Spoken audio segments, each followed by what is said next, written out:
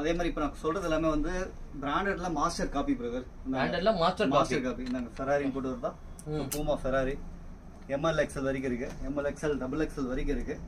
இது லெக்கஸ்டோ, இது colour start பாருங்க. இது எல்லாமே நியூ ஆர்டிகல். ஸோ டிஷர்ட் சரி ஹாஃப் ஸ்லீவ்ல இருந்து ஃபுல் ஸ்லீவ் வரைக்கும் எம்ல வந்து XXL வரைக்கும் இருக்கு பிரதர்.